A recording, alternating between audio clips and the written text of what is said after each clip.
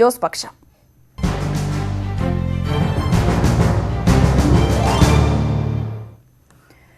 കേരള കോൺഗ്രസിനെ ഒപ്പം ചേർക്കാൻ സിപിഎം. നിയമസഭാ തെരഞ്ഞെടുപ്പിൽ ജോസ് വിഭാഗത്തിന് 9 സീറ്റ് നൽകാമെന്നാണ് വാഗ്ദാനം. മുതിർന്ന നേതാക്കൾ ജോസ് വിഭാഗവുമായി ചർച്ച നടത്തിയെന്ന് സിപിഎം നേതൃത്വം സ്ഥിരീകരിച്ചു. പാലാ സീറ്റ് ജോസ് കെ മാണിക്ക് നൽകിയാൽ മാണി സി കാപ്പനെ രാജ്യസഭയിൽ എത്തിക്കാമെന്നാണ് സിപിഎം മുന്നോട്ടുവച്ച ഫോർമുല. അതിനിടെ ജോസ് വിഭാഗത്തെ പരോക്ഷമായി സ്വാഗതം ചെയ്ത് കോടിയേരി ബാലകൃഷ്ണൻ ദേശാഭിമാനിയിൽ ലേഖനമെഴുതി. ഇപ്പോൾ UDF കൺവീനർ ബെന്നി ബെഹനാൻ മാധ്യമങ്ങളെ കാണുകയാണ്. തത്സമയം വലിയ ഗൗരവമായ ഒരു പ്രശ്നം, അതിൻ്റെ ഒരു വിശദാംശങ്ങൾ കൂടി പറയാൻ വേണ്ടിയിട്ടാണ് ആദ്യം ഞാൻ ശ്രമിക്കുന്നത്. കേരള സർക്കാർ ഇലക്ട്രോണിക് ബസ് ഉണ്ടാക്കുന്നതിന് വേണ്ടി പ്രൈസ് വാട്ടർ ഹൗസ് കൂപ്പേഴ്സ് എന്ന് പറയുന്ന ലണ്ടൻ ബേസ്ഡ് ആയിട്ടുള്ള ഒരു സ്ഥാപനത്തിന് ഒരു കൺസൾട്ടേറ്റീവ് കരാർ കൊടുക്കാൻ തീരുമാനിച്ചു. അതിനുവേണ്ടി 80 ലക്ഷത്തോളം രൂപ തന്നെ ആ കമ്പനിക്ക് കൊടുക്കും. ഇങ്ങനെ ഒരു തീരുമാനമെടുത്തത്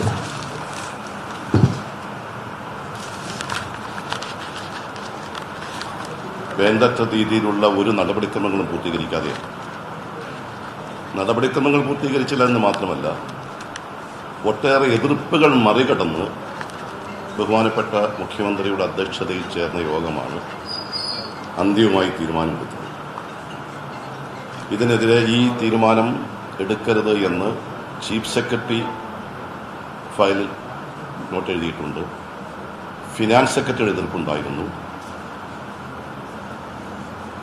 അതുപോലെ തന്നെ ആദ്യം ബഹുമാനപ്പെട്ട ട്രാൻസ്പോർട്ട് വകുപ്പ് മന്ത്രി പറഞ്ഞത് അദ്ദേഹത്തിന് അറിവില്ലായിരുന്നു എന്നാണ് പറഞ്ഞത്. ഈ കൊടുത്തിരിക്കുന്ന പ്രൈസ് വാട്ടർ ഹൗസ് കൂപ്പേഴ്സ് എന്ന് പറയുന്ന സ്ഥാപനത്തിൻ്റെ വിശ്വസനീയത ഇതിൽ വളരെ പ്രധാനപ്പെട്ട ഒന്നാണ്. ബഹുമാനപ്പെട്ട പ്രതിപക്ഷ നേതാവ് ഇത്തരം ആവശ്യങ്ങൾ, അത്തരം കാര്യങ്ങൾ ചൂണ്ടിക്കാണിച്ചുകൊണ്ട് പത്രസമ്മേളനത്തിൽ UDF കൺവീനർ ബെന്നി ബെഹനാൻ കൊച്ചിയിൽ മാധ്യമങ്ങളെ കാണുകയായിരുന്നു. അതിന്റെ തത്സമയ സംപ്രേഷണമാണ് കണ്ടത്. അതിലേക്ക് മടങ്ങിയെത്താം. അതിനു മുമ്പ് കേരള കോൺഗ്രസ് വിഷയത്തിൽ കേരള കോൺഗ്രസിനെ ബഹുജന പിന്തുണയുള്ള പാർട്ടി എന്ന് വിശേഷിപ്പിച്ച കോടിയേരി UDFലും ഉണ്ടായിരുന്ന പാർട്ടികൾ മുൻപും ഇടതുമുന്നണിയിലേക്ക് വന്നിട്ടുണ്ട് എന്ന് ഓർമ്മിപ്പിച്ചു. CPIയുടെ എതിർപ്പ് ആദ്യ പ്രതികരണം മാത്രമാണ് എന്ന് LDF convener A Vijayaraghavan news 8നോട് പറഞ്ഞു. ഈ മാറിയ സംഭവവികാസങ്ങളെ ഇടതുപക്ഷ ജനാധിപത്യത്തിന് വേണ്ടി ചർച്ച ചെയ്യും. അങ്ങനെയാണ് ചെയ്യാം. നമ്മൾ പിന്നെ ഇപ്പോൾ ഇത് ഈ സംഭവങ്ങളെ സൂക്ഷ്മമായിട്ട് നോക്കിക്കാണുക, ആ മാറ്റത്തിൻ്റെ സ്വഭാവം പരിശോധിക്കുക, അതിൻ്റെ അടിസ്ഥാനത്തിൽ ഇടതുപക്ഷ ജനാധിപത്യ മുന്നണി കൂട്ടായി ചർച്ച ചെയ്ത് ഒരു പൊതു തീരുമാനത്തിലെത്തുക. ഇപ്പോൾ വരുന്നതൊക്കെ ഈ പ്രാഥമികമായ ഒരു അഭിപ്രായം. നമ്മളെല്ലാം ഈ ഉണ്ടായ സംഭവ വികാസങ്ങളോട് പ്രാഥമികമായി പ്രതികരിക്കേണ്ടത്. കൂട്ടായ ഒരു ചർച്ചയിലേക്ക് നമ്മൾ പോയിട്ടില്ല. കൂട്ടായ ഒരു ചർച്ചയിലേക്ക് വരുമ്പോഴാണ് ഇതിന്റെ ഓരോ ഭാഗവും നമ്മളെടുത്ത് ചർച്ച ചെയ്യുക. തീർച്ചയായിട്ടും ഒരു പൊതു നിഗമനത്തിൽ എത്തുകയാണ് LDF ഇക്കാര്യത്തിൽ ചെയ്യുക. LDFിനകത്ത് അഭിപ്രായ വ്യത്യാസങ്ങൾ ഈ വിഷയത്തിൽ ഉണ്ടാവാനുള്ള സാധ്യത ഞാൻ കാണുന്നില്ല. എന്നാൽ ചർച്ചകൾ നടന്നിട്ടില്ല എന്നായിരുന്നു ജോസ് കെ മാണിയുടെ പ്രതികരണം. കോടിയേരിയുടെയും വിജയരാഘവന്റെയും പ്രസ്താവനകൾ സന്തോഷകരമെന്നും ജോസ് കെ മാണി പറഞ്ഞു. ഇപ്പോൾ രാഷ്ട്രീയ നിലപാടുകളും ഒന്നും എടുത്തിട്ടില്ല. മാത്രമല്ല, ഉചിതമായ സമയത്ത് ഉചിതമായ തീരുമാനം എടുക്കാനുള്ള ഒരു തീരുമാനമാണ് സ്റ്റിയറിംഗ് കമ്മിറ്റിയിൽ എടുത്തിട്ടുള്ളത്. ഞങ്ങളെ മുന്നണിയുമായി ബന്ധപ്പെട്ട് ഒരു ആലോചനയോ ചർച്ചയോ ഇപ്പോൾ നടത്തിയിട്ടില്ല. ഞാൻ പറഞ്ഞത്, ഇപ്പോൾ സംഘടനാപരമായി ബലപ്പെടുത്തി മുന്നോട്ട് പോവുക. ബാക്കി കാര്യങ്ങൾ ഞാൻ സൂചിപ്പിച്ച പോലെ അത് ഉചിതമായ സമയത്ത് നമ്മൾ തീരുമാനമെടുക്കും. കേരള കോൺഗ്രസ് പാർട്ടി, കേരള കോൺഗ്രസ് സംസുരക്ഷിതമാണ്. അവരുടെ കാര്യങ്ങൾ സംസാരിച്ചു. പക്ഷേ ഞാൻ പറഞ്ഞു, ഞങ്ങളൊരു ചർച്ചയും നടത്തിയിട്ടില്ല, ഞാനൊരു രാഷ്ട്രീയ നിലപാടും എടുത്തിട്ടില്ല. ഇപ്പൊ ആരെങ്കിലും ഞങ്ങൾ നല്ലതാണെന്ന് പറഞ്ഞാൽ ഞങ്ങൾക്ക് സന്തോഷമേ ഉള്ളൂ. ഞങ്ങളെ മുറിച്ചു മാറ്റിയെന്ന് ഞാൻ പറഞ്ഞല്ലോ. പാർട്ടി അതിനകത്ത് ഈ പറഞ്ഞ പോലെ ഉചിതമായ സമയത്ത് ഉചിതമായ തീരുമാനമെടുക്കും. ഇപ്പോൾ രാഷ്ട്രീയ നിലപാടുകളൊന്നും എടുത്തിട്ടില്ല. വിശദാംശങ്ങളുമായി G ശ്രീജിത്തും VV അരുണും ചേർന്നു. ആദ്യം അരുണിലേക്ക് പോവുകയാണെങ്കിൽ, അരുൺ, എന്തായാലും CPM നേതൃത്വം കേരള കോൺഗ്രസ് ജോസ് വിഭാഗവുമായി ചർച്ചകൾ നടത്തിയെന്ന് സ്ഥിരീകരിക്കുമ്പോൾ അത്തരത്തിൽ ഒരു രീതിയിലുള്ള ചർച്ചകളും നടന്നിട്ടില്ല എന്നാണ് ജോസ് കെ മാണി ഇവിടെ വ്യക്തമാക്കുന്നത്. എങ്ങനെയാണ് ഇതിനെ കാണേണ്ടത്?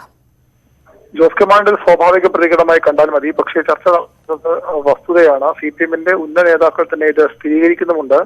ഏത് തലത്തിലുള്ള ചർച്ച ചെയ്യുന്ന കാര്യത്തിൽ മാത്രമേ ഇനി വ്യക്തത വരേണ്ടതുള്ളൂ. ജോസ് കെ മാണി ഇടതുമുന്നണിയിലേക്ക് വരുന്നതിനോട് CPM-ന് പൂർണ്ണ യോജിപ്പാണ്. ആദ്യം CPM-ന്റെ കോട്ടയം ജില്ലാ ഘടകമാണ് ജോസ് കെ മാണിക്ക് വേണ്ടി തന്നെ നിലകൊണ്ടത്. ആദ്യഘട്ടത്തിൽ പി ജോസഫ് മുന്നണി മാണി കോൺഗ്രസ് പിളർന്നാൽ പി ജോസഫിനെ ഇടതുമുന്നണിക്കൊപ്പം കൂട്ടാനായിരുന്നു CPM-ന്റെ താല്പര്യം. പക്ഷേ കോട്ടയം ജില്ലാ കമ്മിറ്റി ജോസ് കെ മാണി വന്നാലുണ്ടാകുന്ന ഗുണഗണങ്ങൾ, ആ മേഖലയിലുണ്ടാകുന്ന നേട്ടങ്ങളൊക്കെ സംസ്ഥാന നേതൃത്വത്തെ അറിയിച്ചു. ആ ഒരു നിലപാട് കൂടി കണ്ടുകൊണ്ടാണ് CPM നിലപാടിൽ മാറ്റം വരുത്തിയത്. അതുകൊണ്ടാണ് ജോസ് കെ മാണി ഇപ്പോൾ കൊണ്ടുവരാൻ CPM താല്പര്യപ്പെടുന്നതും. വിജയരാഘവന്റെയും അതുപോലെ തന്നെ കോടിയേരി ബാലകൃഷ്ണന്റെയും വാക്കുകളൊക്കെ വളരെ വ്യക്തമാണ്. ജോസ് കെ മാണി മുന്നിലേക്ക് കൊണ്ടുവരാൻ എല്ലാ സാധ്യതകളും CPM പരിശോധിക്കും. അതിൽ ഏറ്റവും പ്രധാനപ്പെട്ട എതിർഘടകമായുള്ളത്, പ്രതികൂല ഘടകമായുള്ളത് CPIയുടെ നിലപാടാണ്. CPI നേരത്തെ കെ മാണി ഉള്ളപ്പോൾ ഇടതുമുന്നണിയിലേക്ക് കെ മാണിയുടെ പാർട്ടി വരാൻ ശ്രമിച്ചപ്പോഴും CPI എതിർത്തിരുന്നു. പക്ഷേ ആ ഒരു സാഹചര്യം ഇപ്പോൾ ഇല്ല. CPIയുടെ ചർച്ചകളിലൂടെ പരിഹരിക്കാനാകുമെന്ന പ്രതീക്ഷയാണ് CPM നേതൃത്വത്തിനുള്ളത്. മറ്റൊന്ന് പാലായിലെ ഇപ്പോഴത്തെ MLA ആയ മാൻസി കാപ്പനും അദ്ദേഹത്തിന്റെ പാർട്ടിയുമാണ്. ആ കാര്യത്തിലും CPM-ന് ചർച്ചകളിലൂടെ കാര്യങ്ങൾ തീരുമാനിക്കേണ്ടതുണ്ട്. പക്ഷേ പൊതുവിൽ ഈ എതിർപ്പുകളൊക്കെ മാറ്റിവെച്ച് ജോസ് കെ മാണിയെ ഒപ്പം കൂട്ടാമെന്ന് തന്നെയാണ് CPM-ന്റെ പ്രതീക്ഷ. മധ്യതിരുവിതാംകൂറിൽ, കോട്ടയം ഉൾപ്പെടുന്ന മധ്യതിരുവിതാംകൂറിൽ വലിയ മുന്നേറ്റം അതിലൂടെ ഇടതുമുന്നണിക്കുണ്ടാകുമെന്നും കൂട്ടുന്നു. ഒരുപക്ഷെ ഉടനടി മുന്നണിയിലേക്ക് നേരിട്ട് ജോസ് കെ മാണി എടുക്കില്ല. തദ്ദേശ തെരഞ്ഞെടുപ്പിലൊക്കെ ഒരു ശരി, വി അരുണാണ് വിശദാംശങ്ങൾ നൽകുന്നത്. ജി ശ്രീജിത്ത് കൂടി കോട്ടയത്ത് നിന്നും ചേരുന്നുണ്ട്. ശ്രീജിത്ത്, ഇവിടെ 9 സീറ്റുകളാണ് CPM വാഗ്ദാനം ചെയ്തത്. ചർച്ചകൾ നടത്തിയ കാര്യം സ്ഥിരീകരിക്കുന്നുണ്ട്. ജോസ് കെ മാണിയുടെ പ്രതികരണം സ്വാഭാവികമായി കാണാമെങ്കിൽ കൂടിയും ഈ ഇടത്തേക്കെന്ന കാര്യത്തിൽ ഒരു ഉറപ്പായിട്ടുണ്ടോ നിലവിൽ?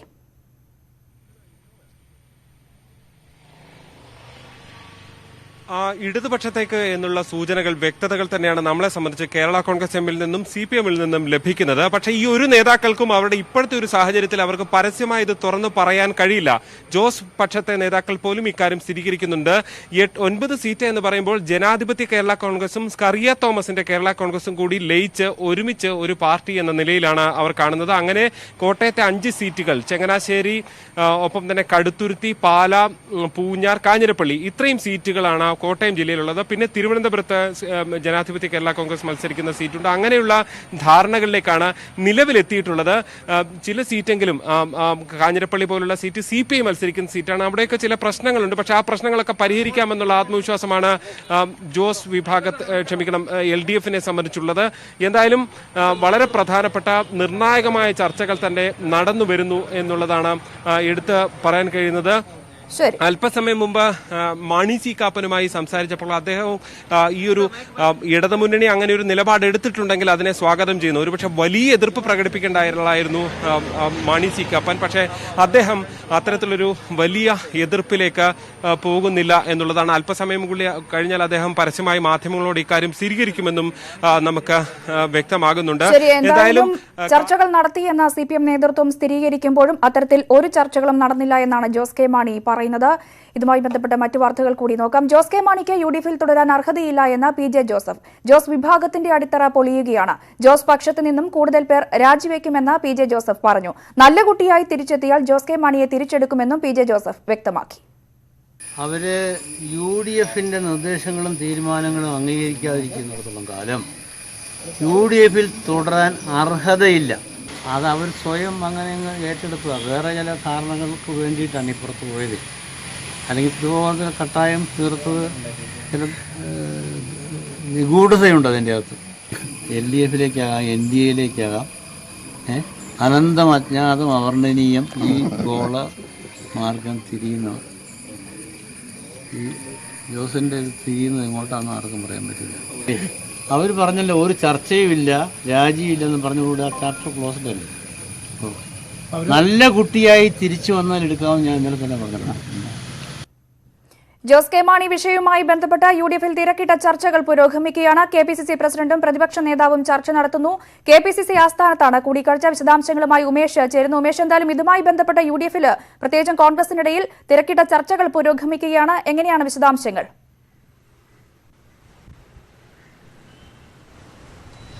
അല്പം മുൻപാണ് ഇപ്പോൾ പ്രതിപക്ഷ നേതാവ് KPCC ഓഫീസിലെത്തിയത്. KPCC ഓഫീസിൽ KPCC പ്രസിഡന്റ് മുല്ലപ്പള്ളി രാമചന്ദ്രനുണ്ട്, വർക്കിംഗ് പ്രസിഡന്റ് കൊടിക്കുന്നിൽ സുരേഷുണ്ട്. നിലവിൽ മുതിർന്ന നേതാക്കളെല്ലാം KPCC ഓഫീസിലുണ്ട്. ഉമ്മൻചാണ്ടി ഇതുവരെ എത്തിയിട്ടില്ല. പക്ഷേ മറ്റ് നേതാക്കളാണ് ഇവിടെ ഉള്ളത്. തിരക്കിട്ട ചർച്ചകൾ നടത്തുകയാണ്. ഏകദേശം അരമണിക്കൂറോളമായി ഇവിടെ ചർച്ചകൾ ആരംഭിച്ചിട്ട് നിർണായകമായി കേരള കോൺഗ്രസ് വിഷയത്തിൽ തന്നെയാണ് ഈ ചർച്ചകളെല്ലാം പുരോഗമിക്കുന്നത്. എന്തായാലും ഇതുമായി ബന്ധപ്പെട്ട് കോൺഗ്രസിൻ്റെ നിലപാട് കഴിഞ്ഞ ദിവസം തന്നെ അറിയിച്ചിരുന്നു. പക്ഷേ ഇത്തരത്തിലൊരു CPM അനുകൂല തീരുമാനവുമായി മുന്നോട്ട് വന്ന സാഹചര്യത്തിൽ അല്ലെങ്കിൽ ഇന്ന് ലേഖനം കോടിയേരി ബാലകൃഷ്ണൻ ലേഖനവും പുറത്തു വന്ന സാഹചര്യത്തിൽ ഈ ഒരു സാഹചര്യം എങ്ങനെ നേരിടണമെന്നുള്ള കാര്യത്തിലാണ് പ്രധാനമായി ചർച്ച നടക്കുന്നത്. എന്തായാലും ചർച്ച ആരംഭിച്ചിട്ടുണ്ട്. എന്ത് നിലപാട് കോൺഗ്രസ് സ്വീകരിക്കും എന്നുള്ളതാണ് ഇതിൽ നിർണായകം. എന്തായാലും കോൺഗ്രസ് എന്ത് നിലപാട് സ്വീകരിക്കുന്നോ അത് UDF അംഗീകരിക്കേണ്ടതുണ്ട്, UDF ചേരേണ്ടതുണ്ട്. എന്തായാലും നിർണായക യോഗങ്ങളാണ് ഈ സമയത്ത് ഇപ്പോൾ നടന്നുകൊണ്ടിരിക്കുന്നത്. എന്ത് തീരുമാനമെടുക്കും എന്നുള്ളത് വരും മണിക്കൂറുകളിൽ അറിയാൻ കഴിയും. ഒരുപക്ഷെ എന്തായാലും CPM ഇതുമായി ബന്ധപ്പെട്ട നീക്കങ്ങളിലേക്ക് നീങ്ങിയതോടുകൂടിയാണ് അടിയന്തരമായ ഒരു യോഗം തന്നെ ചേരാൻ ഇപ്പോൾ കോൺഗ്രസ് തീരുമാനിക്കുകയും മറ്റു പരിപാടികളെല്ലാം മാറ്റിവെച്ച് KPCC പ്രസിഡന്റ് കൂടാതെ പ്രതിപക്ഷ നേതാവും KPCC ഓഫീസിലെത്തി അടിയന്തര ചർച്ചകൾ ആരംഭിച്ചത്. എന്തായാലും ഉമേഷ്, തിരക്കിട്ട ചർച്ചകളാണ് അവിടെ നടക്കുന്നത്. ഇതുമായി ബന്ധപ്പെട്ട് CPM നേതാക്കളുടെ കൂടുതൽ പ്രതികരണമെല്ലാം പുറത്തു വരുന്നുണ്ട്. LDFിലേക്ക് അത്തരത്തിൽ സ്വാഗതം ചെയ്തുകൊണ്ടുള്ള പ്രതികരണങ്ങളെല്ലാം CPM നേതാക്കളുടെ പുറത്തു വരുന്നതിനിടയിൽ കൂടിയാണ് ഇങ്ങനെ ഒരു തിരക്കിട്ട കൂടിക്കാഴ്ചയും നടക്കുന്നത്. ഇതിൽ നിന്നും മനസ്സിലാക്കേണ്ടത് എന്താണ്? ഒരു തിരികെ വിളി ഉണ്ടാകുമോ? എങ്ങനെയാണ് കാണേണ്ടത്?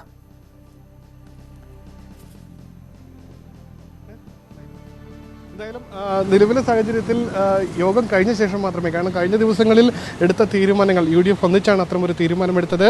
അതുകൊണ്ട് തന്നെ അതിന് ഭിന്നമായ തീരുമാനങ്ങൾ അല്ലെങ്കിൽ കേരള കോൺഗ്രസ് എമ്മിന് ജോസ് കെ മാണി വിഭാഗത്തിന് അനുകൂലമായ തീരുമാനങ്ങൾ ഉണ്ടായാലും അതിവിടെ നിന്ന് പറയാനുള്ള സാധ്യത കുറവാണ്. പക്ഷേ നിലവിലെ സാഹചര്യത്തിൽ അടിയന്തര ചർച്ചകൾ ഇതുമായി ബന്ധപ്പെട്ട് നടക്കുന്നുണ്ട്. ആ ചർച്ചകളാണ് ഇപ്പോൾ പുരോഗമിക്കുന്നതും. നിലവിലെ സാഹചര്യത്തിൽ ഏത് രീതിയിൽ കാര്യങ്ങൾ കൂടിയാലോചനകൾ കോൺഗ്രസിൻ്റെ ഭാഗത്തുനിന്നുണ്ടാകും, കോൺഗ്രസിൻ്റെ ഭാഗത്തുനിന്നുള്ള കൂടിയാലോചനകൾക്ക് ശേഷമാകും UDFിൽ ഇതുമായി വീണ്ടും ചർച്ചകൾ നടക്കേണ്ടതുണ്ട്. എന്തായാലും പ്രധാന ചർച്ചാ വിഷയം CPM കേരള കോൺഗ്രസിനെ സ്വീകരിക്കുന്നു, സ്വാഗതം ചെയ്തുകൊണ്ട് ഉള്ള നിലപാട് പുറത്തുവന്ന സാഹചര്യത്തിൽ തന്നെയാണ് ഈ അടിയന്തര യോഗം ഇപ്പോൾ ചേരാൻ തീരുമാനിച്ചതും. രഞ്ജിനി, എന്തായാലും UDF നേതാക്കൾ ഈ ഒരു വിഷയത്തിൽ തിരക്കിട്ട ചർച്ചകൾ നടത്തുകയാണ്. KPCC പ്രസിഡന്റും പ്രതിപക്ഷ നേതാവും ചർച്ച നടത്തുകയാണ്. KPCC ആസ്ഥാനത്താണ് കൂടിക്കാഴ്ച. ഇതുമായി ബന്ധപ്പെട്ട കൂടുതൽ വിവരങ്ങൾ വരും മണിക്കൂറിൽ ലഭ്യമാകും. ജോസ് കെ മാണി ഇടത്തേക്കോ? കൂടുതൽ വാർത്തകൾക്കും ചിത്രങ്ങൾക്കും കാണുക malayalam.news18.com.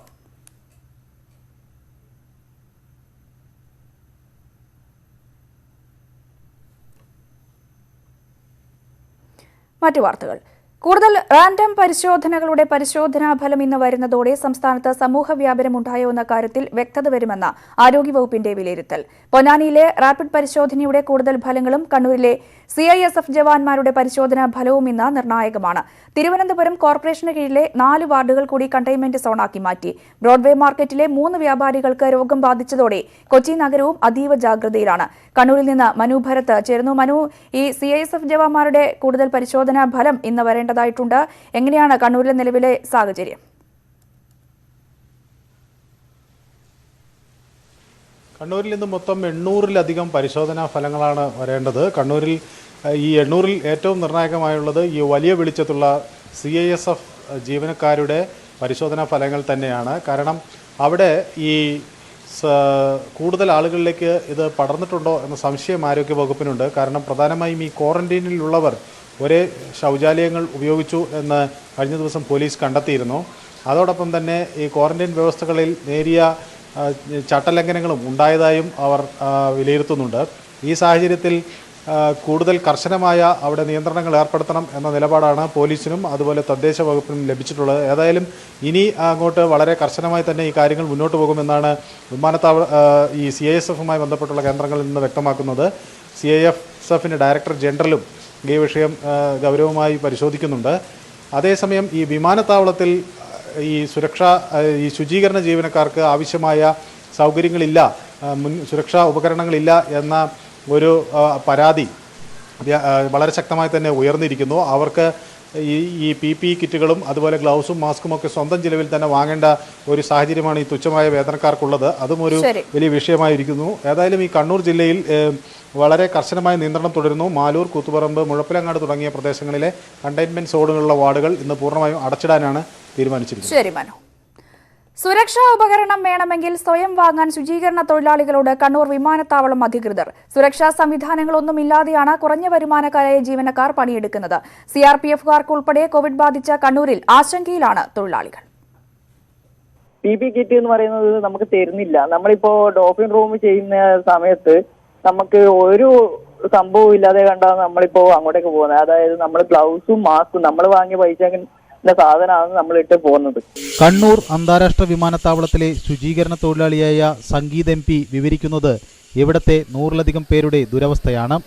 പ്രതിദിനം 1500ലധികം യാത്രക്കാർ എത്തുന്ന കണ്ണൂർ വിമാനത്താവളത്തെ അണുവിമുക്തമാക്കാൻ നിയോഗിച്ചവർക്ക് സുരക്ഷാ ഉപകരണങ്ങൾ നൽകുന്നില്ല. 10,000 രൂപയിൽ താഴെ വരുമാനമുള്ള ജീവനക്കാർ സ്വന്തം ചിലവിൽ മാസ്കും ഗ്ലൗസും PPE കിറ്റും വാങ്ങണമെന്നാണ് നിർദ്ദേശം. വിമാനത്തിൽ നിന്ന് യാത്രക്കാർ ഇറങ്ങി നീങ്ങുന്ന വഴികൾ അണുവിമുക്തമാക്കേണ്ട തൊഴിലാളികളുടെ സുരക്ഷ പരിഗണിക്കപ്പെടുന്നില്ല എന്നാണ് പരാതി. തൊഴിലാളികളുടെ പ്രശ്നം മനസ്സിലാക്കുന്നുവെന്നും ഇടപെടുമെന്നും മന്ത്രി രാമചന്ദ്രൻ കടന്നപ്പള്ളി. ഒരു പരിഭ്രാന്തമായ സാഹചര്യങ്ങളിൽ പക്ഷേ ആ വ്യാപനം തടയാൻ ആവശ്യമായ കർശനമായ നടപടികൾ സ്വീകരിക്കണമെന്ന് ഗവൺമെന്റ് നിർദ്ദേശം നൽകിയിട്ടുണ്ട്. അധികാരികൾ സ്വീകരിച്ചുകൊണ്ടിരിക്കുക. വിമാനത്താവളത്തിന്റെ സുരക്ഷാ ചുമതലയുള്ള 50ലധികം CISFകാർക്ക് നേരത്തെ രോഗം സ്ഥിരീകരിച്ചിരുന്നു. മനു ഭരത്, ന്യൂസ് 18 കണ്ണൂർ. രാജ്യത്ത് കോവിഡ് കേസുകൾ 6 ലക്ഷം കടന്നു. 24 മണിക്കൂറിനിടെ 19,148 പേർക്ക് കോവിഡ് സ്ഥിരീകരിച്ചു. ആകെ എണ്ണം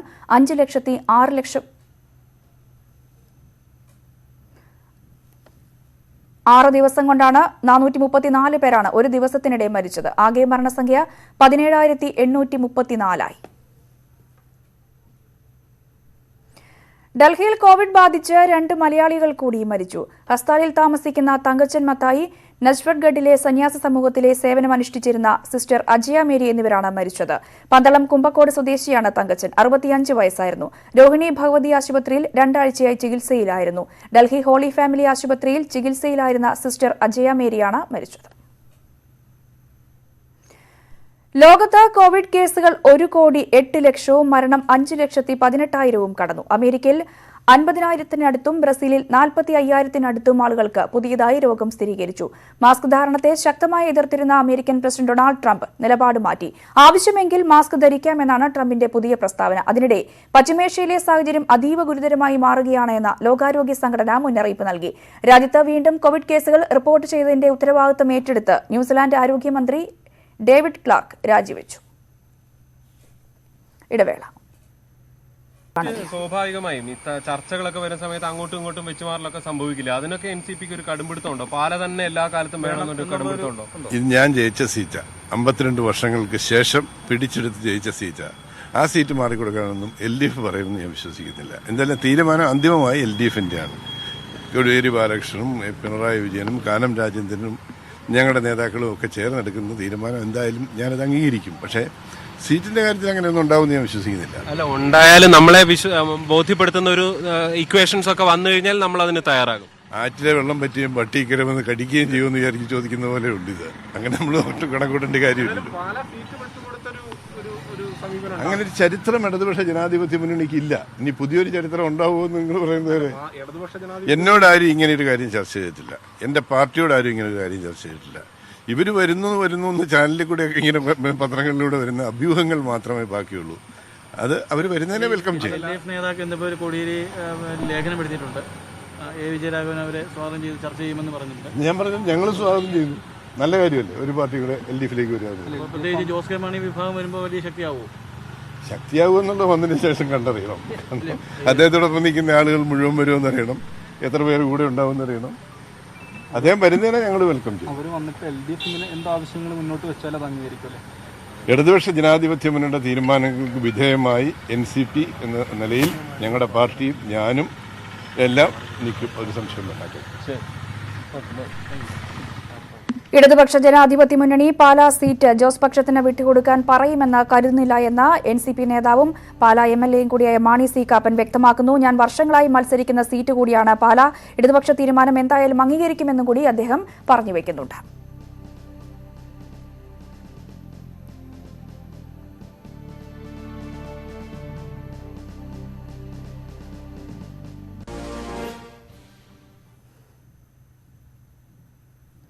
മറ്റു വാർത്തകൾ കൂടി നോക്കാം. മുത്ര കൊലപാതക കേസിൽ സൂരജിന്റെ അമ്മയെയും സഹോദരിയെയും അന്വേഷണ സംഘം വീണ്ടും ചോദ്യം ചെയ്യുന്നു. നേരത്തെ നൽകിയ മൊഴിയിൽ വ്യക്തത വരുത്താനാണ് വീണ്ടും ചോദ്യം ചെയ്യൽ. വി വിനോദ് ചേരുന്നു. വിനോദ്, ചോദ്യം ചെയ്യൽ ഇപ്പോഴും പുരോഗമിക്കുകയാണോ? രഞ്ജിനി, ഗാർഹിക പീഡനവുമായി ബന്ധപ്പെട്ട കേസിലാണ് ഇപ്പോൾ ചോദ്യം ചെയ്യൽ നടക്കുന്നത്. നേരത്തെ ഇത് പത്തനംതിട്ട പോലീസ് അന്വേഷിച്ച എഫ്ഐആർ ആണ്. അത് മുഴുവൻ ഇപ്പോൾ ഒറ്റ കേസായി ക്രൈംബ്രാഞ്ചാണ് അന്വേഷിക്കുന്നത്. വധക്കേസ് അന്വേഷിക്കുന്ന ക്രൈംബ്രാഞ്ച് സംഘമാണ് ഇപ്പോൾ ഗാർഹിക പീഡനം ഉൾപ്പെടെയുള്ള കേസും അന്വേഷിക്കുന്നത്. ഇതിന്റെ ഭാഗമായാണ് ഇപ്പോൾ വീണ്ടും വിളിച്ചു വരുത്തിയിട്ടുള്ളത്. നേരത്തെ തന്നെ ഈ വധക്കേസുമായി ബന്ധപ്പെട്ട് 2 തവണ സൂരജിന്റെ മാതാവ് മണിമേഖലയെയും സഹോദരി സൂര്യയെയും ചോദ്യം ചെയ്തിരുന്നു. ഇവർക്ക് ഏതെങ്കിലും തരത്തിൽ ഈ കൊലപാതകവുമായി ബന്ധമുണ്ടോ, നേരിട്ടുള്ള ബന്ധമുണ്ടോ, അതോടൊപ്പം തന്നെ സ്വർണ്ണാഭരണങ്ങൾ ഒളിപ്പിച്ച കാര്യത്തിൽ ഇവർക്ക് ഏതെങ്കിലും തരത്തിലുള്ള ബന്ധമുണ്ടോ, ഇക്കാര്യങ്ങളാണ് ആദ്യഘട്ട ചോദ്യം ചെയ്യലിൽ ക്രൈംബ്രാഞ്ച് അന്വേഷണ സംഘം പരിശോധിച്ചത്. ഇപ്പോഴത്തേത് ഗാർഹിക പീഡനവുമായി ബന്ധപ്പെട്ടാണ്. നേരത്തെ വനിതാ കമ്മീഷൻ സ്വമേധയാ ഇരുവർക്കുമെതിരെ കേസെടുത്തിരുന്നു. പിന്നീട് പത്തനംതിട്ട എസ്പിയോട് ഇതേക്കുറിച്ച് അന്വേഷിക്കാൻ ആവശ്യപ്പെട്ടു. അതിനുശേഷം ഒരാഴ്ചയ്ക്കുള്ളിൽ പത്തനംതിട്ട പോലീസിന്റെ അന്വേഷണ റിപ്പോർട്ട് വനിതാ കമ്മീഷന് കൈമാറുകയും അത് ക്രൈംബ്രാഞ്ച് സംഘത്തിന് നൽകുകയുമായിരുന്നു. ഇപ്പോൾ സൂരജും പിതാവ് സുരേന്ദ്രനും പാമ്പുപിടുത്തക്കാരൻ സുരേഷും റിമാൻഡിലാണ്. രഞ്ജിനി, കൊച്ചി ബ്ലാക്ക് മെയിലിംഗ് കേസിൽ ഒരാളെ കൂടി അറസ്റ്റ് ചെയ്തു. സ്വർണ്ണാഭരണം പണയപ്പെടുത്തിയ എറണാകുളം സ്വദേശി ഷമീലാണ് അറസ്റ്റിലായത്. അതേസമയം കേസിൽ തട്ടിപ്പുകാർക്കെതിരെ പോലീസിന് മൊഴി നൽകിയ പെൺകുട്ടികൾ കേസിൽ നിന്നും പിന്മാറാനുള്ള ആലോചനയിലാണ്. പ്രതികൾ ജാമ്യത്തിൽ ഇറങ്ങിയാൽ ജീവന് ഭീഷണിയുണ്ടാകുമെന്ന് പരാതിക്കാരിൽ ഒരാളായ പെൺകുട്ടി ന്യൂസ് 18നോട് പറഞ്ഞു. പോലീസ് സംരക്ഷണം കിട്ടുമെന്ന് ഉറപ്പില്ല എന്നും ആശങ്കയും ഉള്ളതായും പരാതിക്കാരി പങ്കുവയ്ക്കുന്നു. പറ്റിപ്പോയി ഇല്ലെന്നല്ല, നമുക്ക് ഒരു അബദ്ധം പറ്റി, നമ്മൾ പെട്ടുപോയി, പറ്റിക്കപ്പെട്ടു. ഇതിന്റെ പുറകെ നടന്നെങ്കിൽ അടുത്ത എന്തെങ്കിലും പ്രോബ്ലം വരൂലെന്ന് ഒരു ഉറപ്പും ആർക്കും വരാൻ പറ്റില്ല. വൈറ്റ് പേപ്പറിൽ അവര് ഞങ്ങളുടെ കയ്യിൽ ഇത് വാങ്ങിയിരുന്നല്ലോ ഈ പ്രതികള്. സാധാരണ ബോണ്ട് പേപ്പർ ആയിരുന്നു. പ്ലെയിൻ വൈറ്റ് പേപ്പറിൽ എല്ലാരെയും കൊണ്ട് അഡ്രസ്സും പേരും ഫോൺ നമ്പറും സൈനും ചെയ്യിപ്പിച്ചായിരുന്നു. അത് കഴിഞ്ഞ് ഇതൊക്കെ കഴിഞ്ഞിട്ടാണല്ലോ എന്തോ പറഞ്ഞപ്പോ റഫീഖിനെയാ പറഞ്ഞത് നമുക്ക് എന്ത് വേണമെങ്കിലും എഴുതി ചേർക്കാട്ടോന്നു. മേടിന് എന്ത് ചെയ്യണം എന്ന് വേണ്ടേ എന്നുള്ളതാണ്. അവർക്ക് വെക്കാൻ വക്കീല് വരെ ഉണ്ട് പുറത്തുനിന്ന്. പക്ഷെ നമ്മുടെ സൈഡിൽ അങ്ങനെ ഒരാളെ ഇല്ല. ആളൂര് വരാമെന്ന് പറഞ്ഞെങ്കിലും പുള്ളിക്ക് നല്ല ചാർജ് കൊടുക്കേണ്ടി വരും. നമുക്ക് ബാക്കിയൊന്നും ഒരു സപ്പോർട്ടും ഇല്ലല്ലോ വേറെ. അവര് കുറച്ചു നാൾ കഴിയുമ്പോ ജാമ്യത്തിന് ഇറങ്ങില്ലേ, അപ്പൊ പിന്നെ നമ്മളല്ലേ പേടിച്ച് ജീവിക്കേണ്ടത്. ഫുൾ ടൈം നമുക്ക് പോലീസുകാരുണ്ടാവും നമ്മുടെ കൂടെ. അതുകൊണ്ടാണ് നമ്മളിപ്പോ പിൻവലിക്കണ വേണ്ടേ. ഓൾറെഡി ഇപ്പോ ഒരു 4-5 വട്ടമായി സ്റ്റേഷനിൽ കയറി ഇറങ്ങണത്. അധിക വൈദ്യുതി ബില്ലിനെതിരായ ഹർജി തള്ളി ഹൈക്കോടതി. ബിൽ തയ്യാറാക്കിയതിൽ സാങ്കേതിക പ്രശ്നങ്ങളുണ്ടായിരുന്നുവെന്നും ഇത് പരിഹരിച്ചുവെന്നും KCB കോടതിയെ അറിയിച്ചു. ഇത് അംഗീകരിച്ചുകൊണ്ടാണ് അധിക ബിൽ ചോദ്യം ചെയ്തുള്ള ഹർജി ഹൈക്കോടതി തള്ളിയത്. കോവിഡ് കവർന്ന പ്രവാസി സ്വപ്നങ്ങൾ.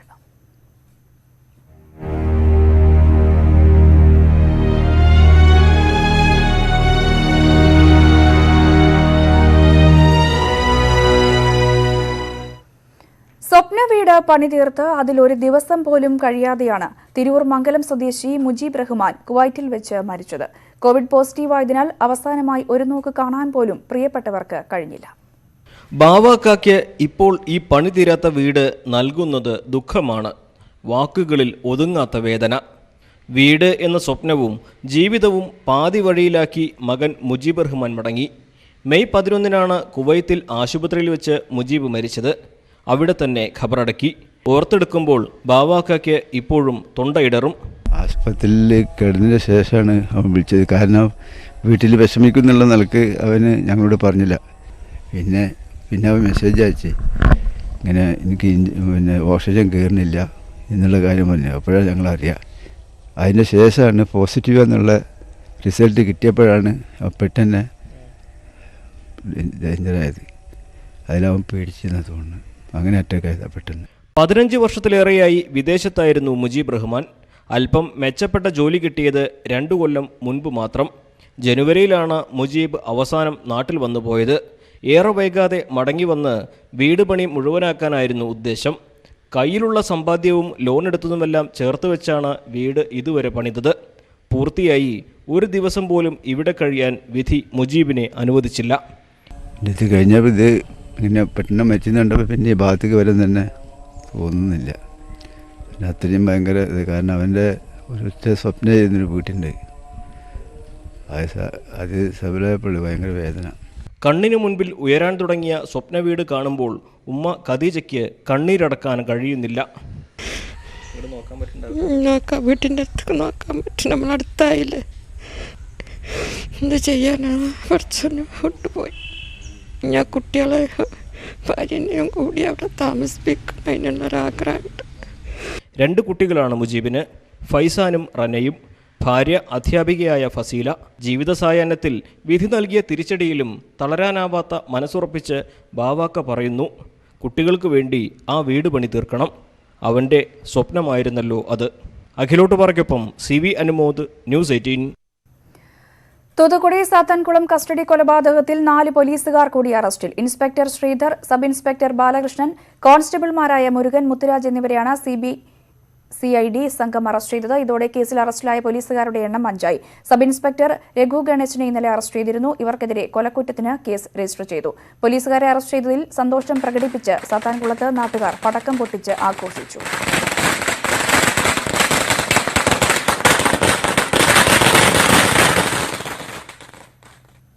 ഈ ബുള്ളറ്റിൻ പൂർണ്ണമാവുകയാണ്. നമസ്കാരം.